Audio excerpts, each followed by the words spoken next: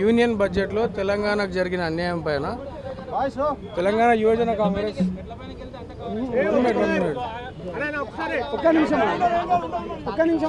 ఈరోజు union budget ప్రవేశపెట్టినారు.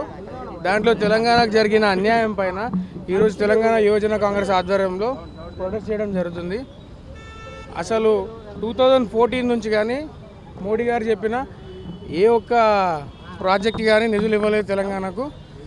AP రియాగ్ యాక్ట్లో కూడా బయ్యారం ప్రాజెక్ట్ అన్నారు, కాజీపేట్ కోచ్ ఫ్యాక్టరీ అన్నారు, పాలమూరు ప్రాజెక్ట్ కానీ ఏ ప్రాజెక్ట్ కానీ నిధులు ఇవ్వలేదు. ఇప్పుడు ఎంతో అవసరం ఉన్న ప్రాజెక్ట్స్ మెట్రో 5 కారిడార్ ఎక్స్పాన్షన్ ఉంది, దానికి కూడా రూపాయి ఇవ్వలేదు. 45,000 crores కావాలి, ఒక్క రూపాయి కూడా కేటాయించలేదు. మా ఉప్పల్లో ఒక ఫ్లైఓవర్ ఉంది, 8 years నుంచి అది పెండింగ్లోనే ఉంది. మా సొంత కాన్స్టిట్యున్సీ ఎంపీ గారు ఉన్నారు, అక్కడ 2 corridors ఆఫ్ మెట్రో ఎక్స్పాన్షన్ ఉంది, దేనికి కూడా ఫండ్స్ రాలేదు. ఈరోజు పసుపు బోర్డు అని చెప్పి ఒకటి బోర్డు ఇచ్చారు, ఈ పసుపు బోర్డు కూడా ఒక ఫండ్ ఇవ్వలేదు. ఆ చైర్మన్ ఎందుకు పెట్టారో వాళ్ళకే తెలవాలి. సంబరాలు చేసుకున్నారు పాపం, కానీ ఒక్క రూపాయి కూడా పసుపు బోర్డు కూడా ఇవ్వలేదు. పసుపు రైతులను కూడా మోసం చేసినారు. ఇట్లా ఈ విధంగా తెలంగాణకి తీవ్ర అన్యాయం జరుగుతుంది.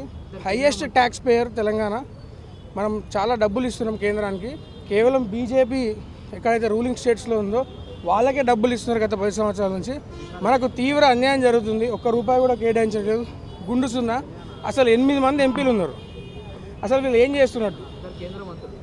మైకులు పెడితే మాట్లాడడం తప్ప 8 ఎంపీలను గెలిపించాము, 2 కేంద్ర మంత్రులు ఉన్నారు.